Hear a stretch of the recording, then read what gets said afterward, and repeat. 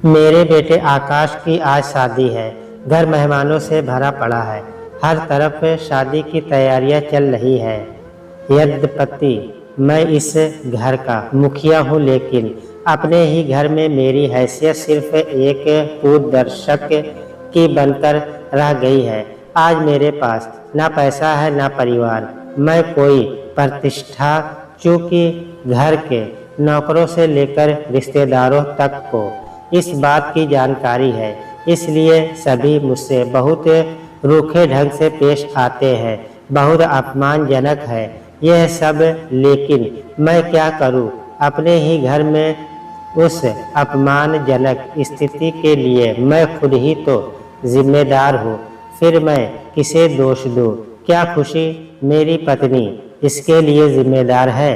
अंदर से एक हुक सी उठी और इसी के साथ मन ने कहा, उसने तो तुम्हें पति का पूरा सम्मान दिया, पूरा आदर दिया, लेकिन तुम शायद उसके प्यार, उसके समर्पण के हकदार नहीं थे।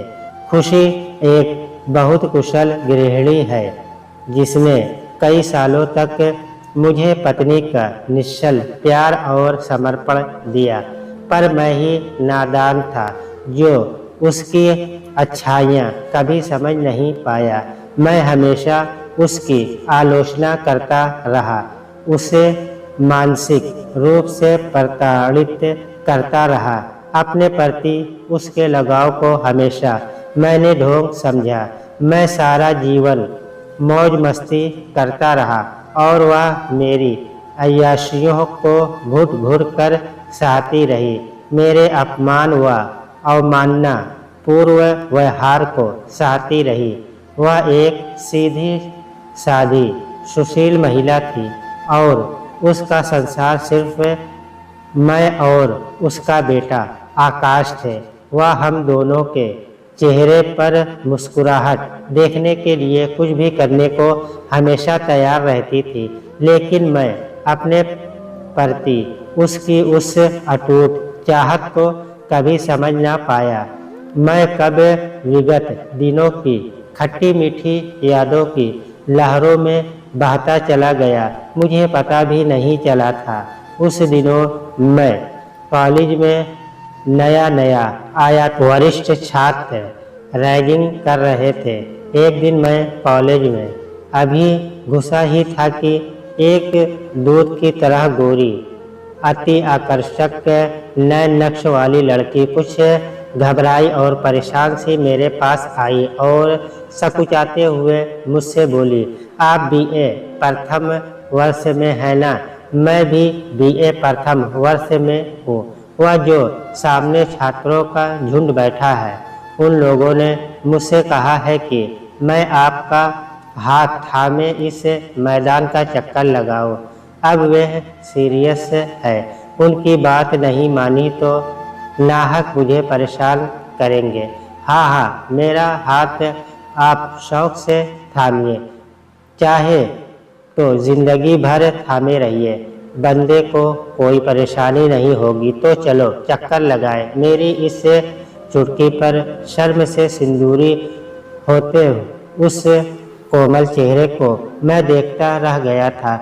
मैं अब तक कई लड़कियों के संपर्क में आ चुका था, लेकिन इतनी शर्माती सकुचाती सुंदरता की प्रतिमूर्ति को मैंने पहली बार इतने करीब से देखा था। उसके मुलायम हाथों को थामे मैं पूरे मैदान का चक्कर लगाया था और फिर ताली बजाते छात्रों के दल के सामने आकर मैंने उसका कांपता हाथ छोड़ दिया था कि तभी उसने नजरें जमीन में गड़ाकर मुझसे कहा था, आई लव यू। और यह कहते ही वह सुबक कर रो पड़ी थी और मैं मुस्कुराता हुआ उसे छोड़कर क्लास में चला गया था।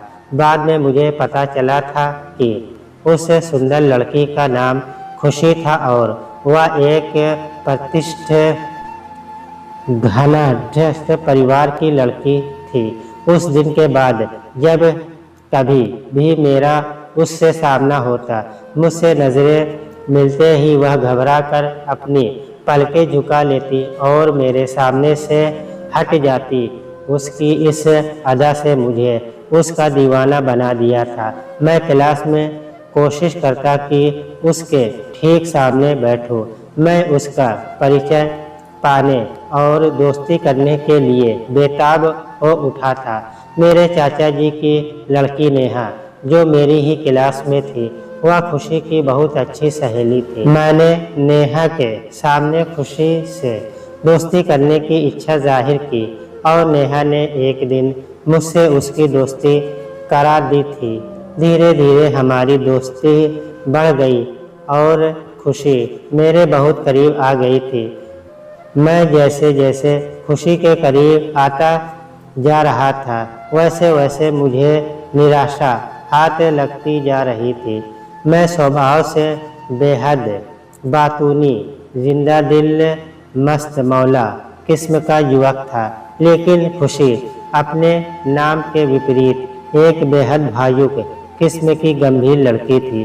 कुछ ही समय में वह मेरे बहुत करीब आ चुकी थी और मैं उसकी जिंदगी का आधार स्तंभ बन गया था। लेकिन मैं उसके नीरस स्वभाव से उबने लगा था। वह मितभाषी थी। जब भी मेरे पास रहती, होठ सिले रहती। जहाँ मैं हर वक्त खुलकर हंसता रहता था, वहीं वह हर वक्त गंभीरता का आवरण ओढ़े रहती।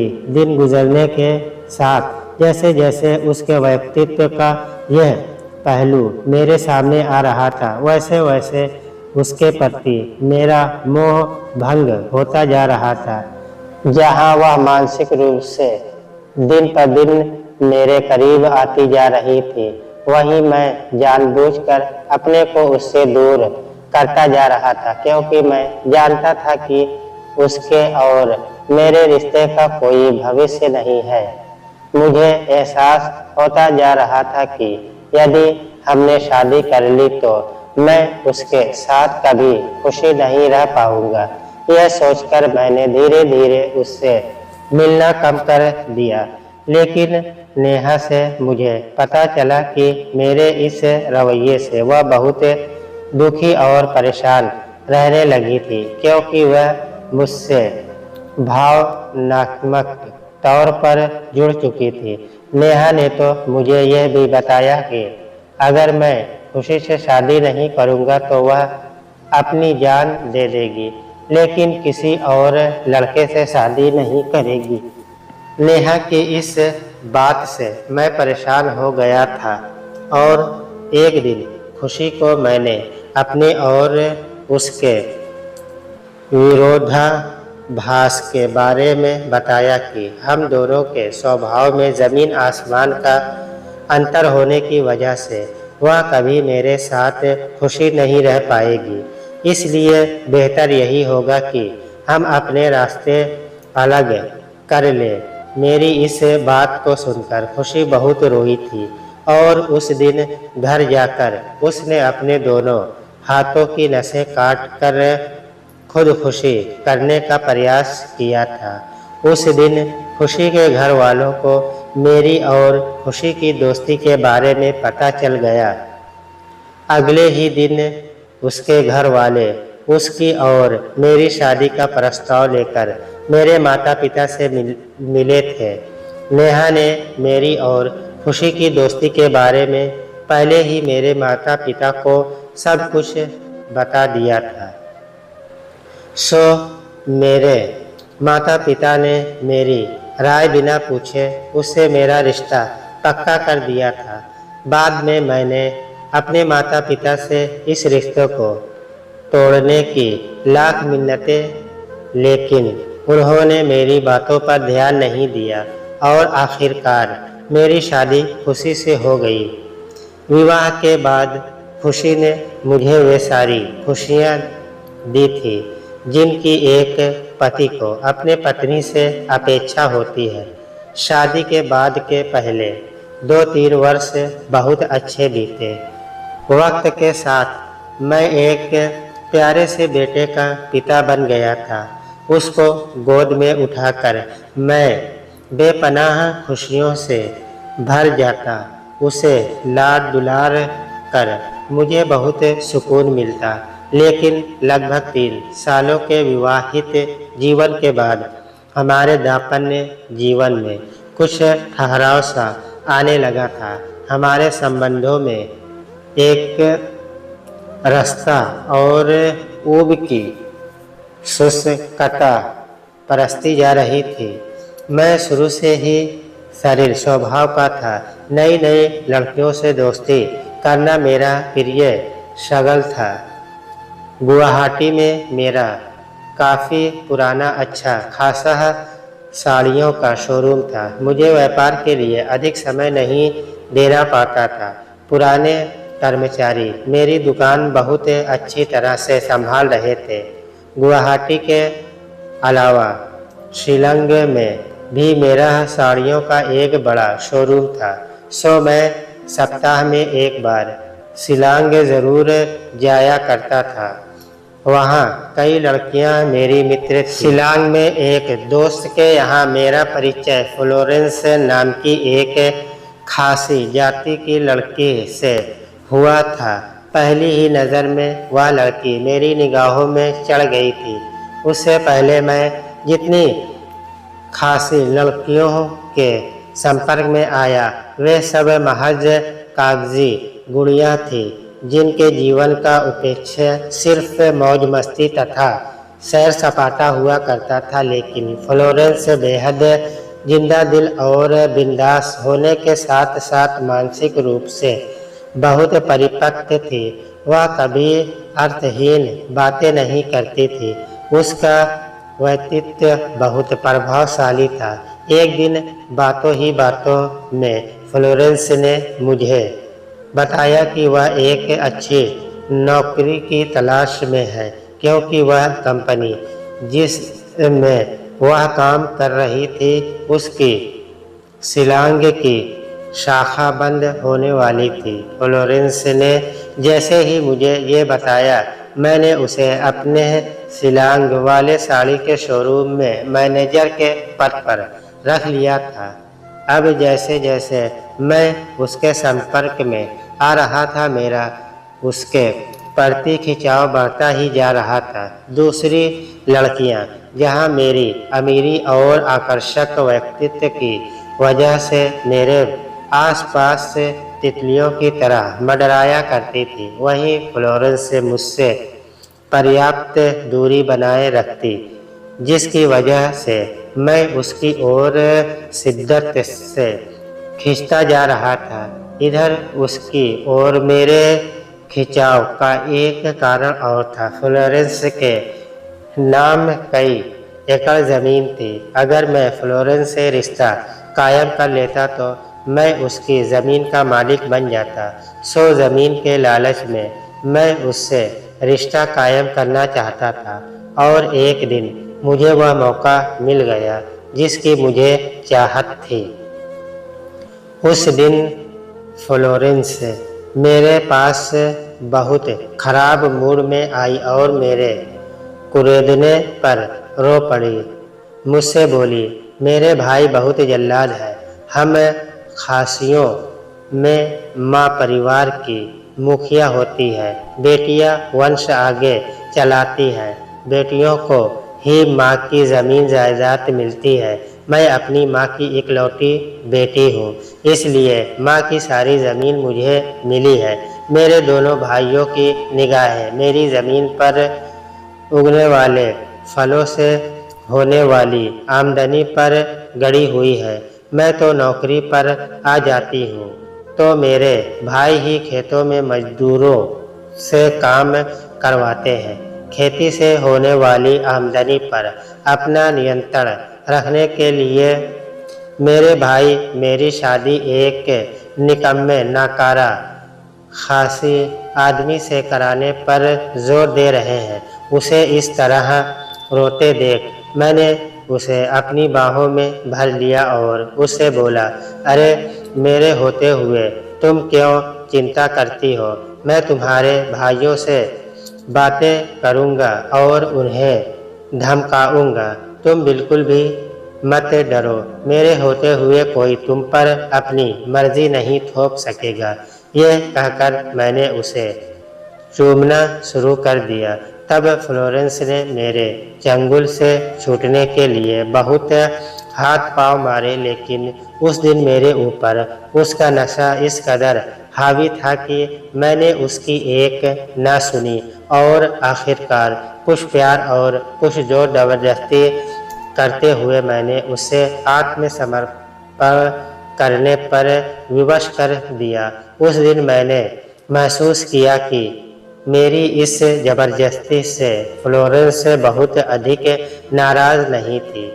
धीरे धीरे वह मुझे दिलो जान से चाहने लगी थी। फ्लोरेंस के शोख बिंदास व्यक्तित्व के सामने खुशी का सीधा साधा व्यक्तित्व मुझे नीरस लगने लगा था। फ्लोरेंस से बातें करने में इतनी वाक्पटु थी कि मामूली बात को भी वजनदार और आकर्षक बनाकर सामने रखती। मुझे उससे महज बातें करना बहुत अच्छा लगता था। अब व्यापार के काम के बहाने मैं हफ्ते फ्लोरेंस के घर पड़ा रहता। धीरे धीरे शिलांग के साड़ियों के शोरूम की पूरी भाग दौड़ उसके अपने हाथों में ले ली थी। इधर मुझे यह खुश ख्याली भी रहने लगी कि फ्लोरेंस की सारी ज़मीन अब मेरी है। मैं ही उसका असली मालिक हूँ। फ्लोरेंस से मेरे संबंधों की खबर खुशी और मेरे परिवार वालों को लग गई थी, जिसकी वजह से खुशी बहुत दुखी रहने लगी थी।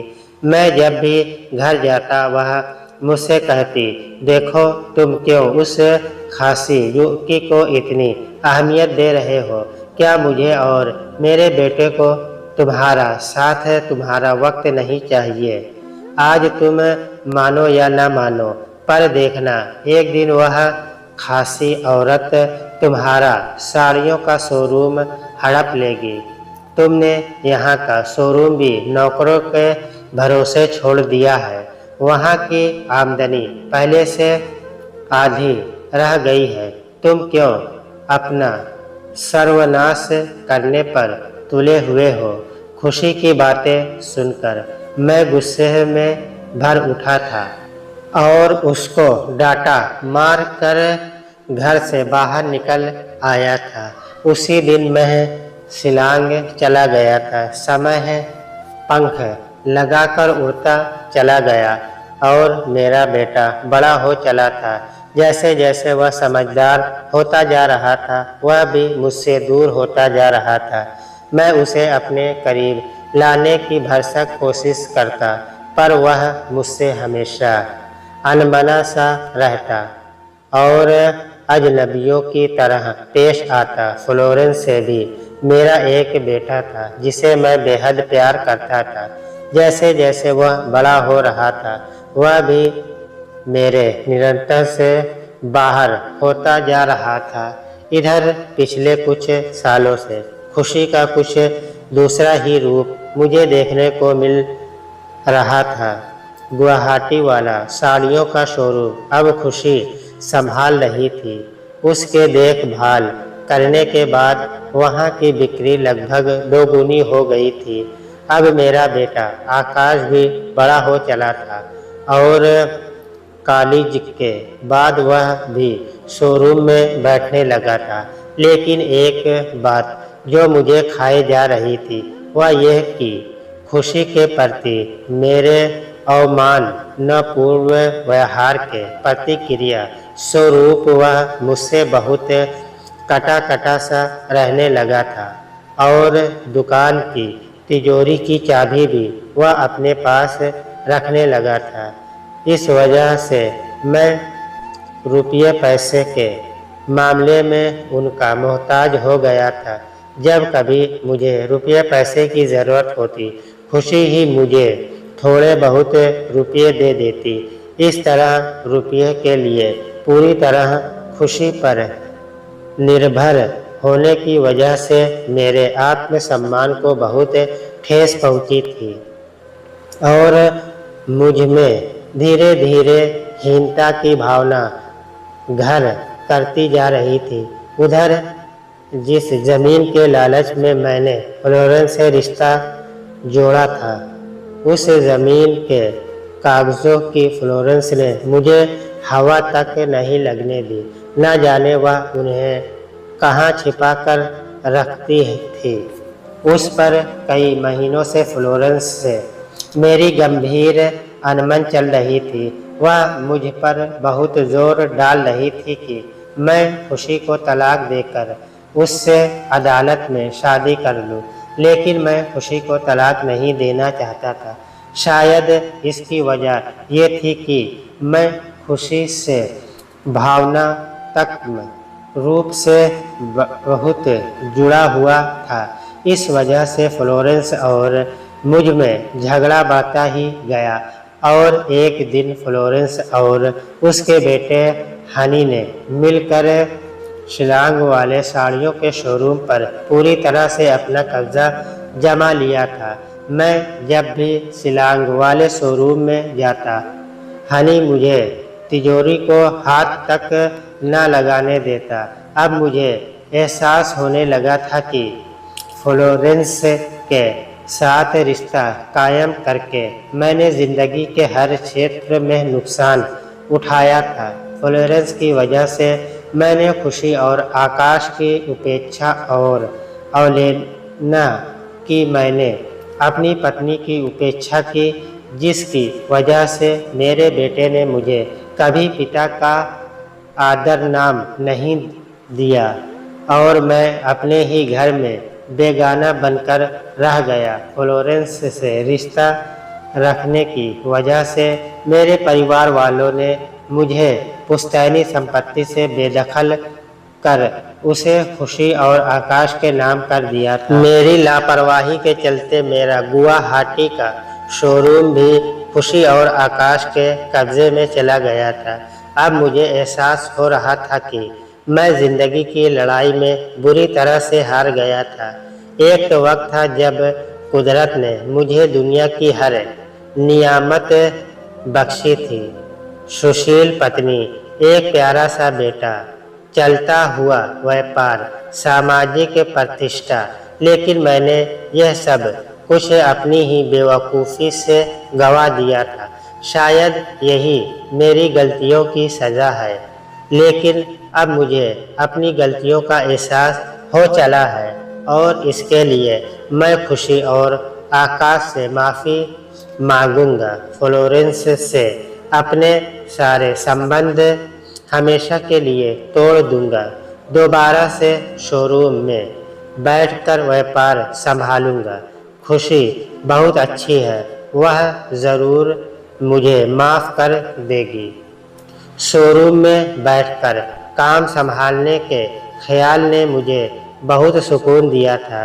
फिर भी मन के एक कोने में वही यह डर छिपा हुआ था कि क्या आकाश और खुशी मुझे फिर से व्यापार संभालने देंगे? क्या वे दोनों मेरी पिछली भूलों को नज़रअंदाज कर पाएंगे? इसी डर और आशंका के साथ मैं शोरूम पर पहुंचा और खुशी से बोला, खुशी, मैंने पूरी ज़िंदगी तुम्हारे साथ बहुत अन्याय किया।